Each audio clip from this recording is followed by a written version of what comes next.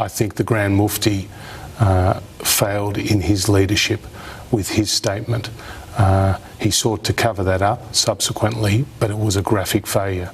That's a senior minister in the Australian government, responding frankly to what he felt about the Grand Mufti's response to the Paris massacres. And he has more of a responsibility, not only to the Muslim community, but to the community at large, because all our security is at risk. You see, I do not accept, Paul, that terrorism in our cities is the new norm. I will not accept that as a member of the Australian Parliament. I know my fellow parliamentarians will not accept that. Daniel Andrews, the Premier of Victoria, said we have to accept that violent extremism is part of contemporary Australia. Well, I say no, that's rubbish. I agree with what he's saying. Otherwise, I think we're going to see far more examples of this. What's going on? You have a problem? Come and talk nicely. What's going on? Come and talk nicely. That is not nice. They will shut your mouth. Yes, it was caught on camera, but really, do we want to hear more of this? And so want to make a promise on that? Yes. You want to swear to Allah? No. You want to swear to Allah? It's me. I ain't never wrong.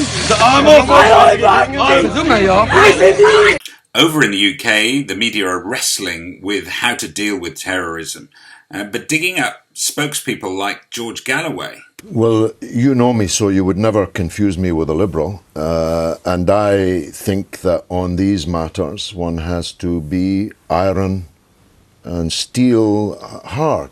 One has to say, if anyone comes here with guns and bombs, our police will shoot them down and stop them.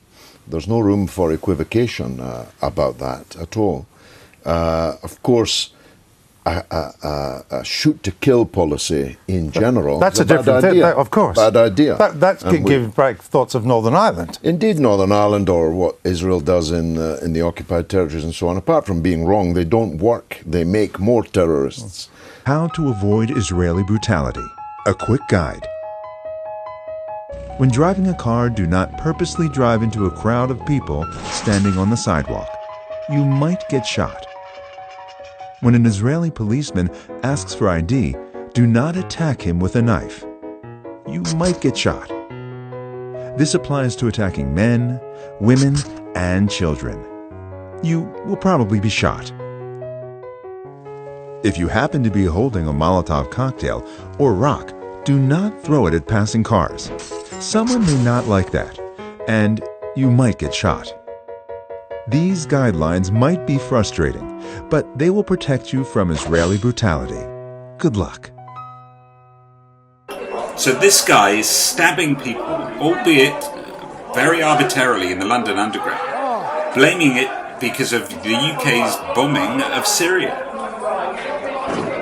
The stabbing attacks in the London Underground, the abuse of a Jew outside a synagogue in Melbourne, and the maiming and killing of Jews across Israel. Are these all being perpetrated by terrorists?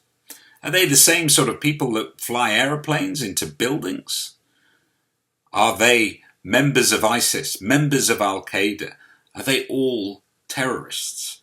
Over in America this week, we've seen the response to one of the worst mass shootings for some time, and they are regular occurrences in America. This week's media response in America has been quite stark. We've got all this nonsense debates about Syrian refugees here. What Syrian refugees do we have in the country? What terrorist attacks have they done here? None, right? You want to talk about probability and statistics and who's likely to cause you harm. It's us. It's the mass shootings, day in, day out. When is it going to be in your neighborhood? I guarantee it's coming, okay? You want to be scared of something? Be scared of something rational. The mass shooters, they're everywhere. They're in Oregon, they're in California, they're in New Jersey, they're in Texas, they're everywhere. They're in Colorado, they're everywhere. We are the terrorists. We are the terrorists. So we're approaching the end of 2015, and what's bugged me the most is the BDS campaign, that boycott, divestment and sanctions against Israel. And really, it's the hypocrisy of the world that really gets my goat. A rap artist called Ari Lesser put out a single back in 2013, which said it then, and it's still saying it loud and clear today. And I wanted to leave you this year with that thought.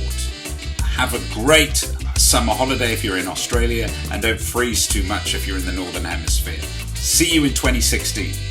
Boycott Israel if you think that's just. But unless you have a double standard, you must also boycott the rest of the nations with allegations of human rights violations. We're not perfect, but if you think we're the worst, first take a look at the rest of the earth. Don't pick and choose to pick on the Jews. Pick up the paper and read the news. Boycott North Korea. I don't think you'll see a country in the world that could be unfreer. Boycott China. Let's not forget they stole the whole country of Tibet. Boycott Japan, slaughtering thousands of helpless innocent whales and dolphins. Boycott Vietnam, where they choose to use drug addicts as slaves to shell cashews. Boycott Cambodia, grabbing up land 5 million acres from the poor man's hand. Boycott Thailand for shutting the door and deporting refugees back to the war. Boycott Burma, don't let your cash slip into the grip of that military dictatorship. Boycott India, women can't escape when the government officials are guilty of rape. Boycott Pakistan, crazy country where they execute people for blasphemy. And boycott Afghanistan, opium land where the poppy fields stand in the Taliban's hand. And boycott Israel if you think that's just. But unless you have a double standard, you must also boycott the rest of the nations where allegations of human rights violations. We're not perfect, but if you think we're the worst, first take a look at the rest of the earth. Don't pick and choose to pick on the Jews. Pick up the paper and read the news. Boycott Syria, their government's killing thousands of innocent unarmed civilians. Boycott Iraq, make them change the laws. They lock up and torture people without cause. Boycott Iran, with the greatest rate of execution out of every other state. Boycott Turkey, because they've always denied and lied about the Armenian genocide. Boycott Turkmenistan, where the only media that you ever see is what the president of media. Boycott Uzbekistan, governments rotting, enslaving children to harvest cotton.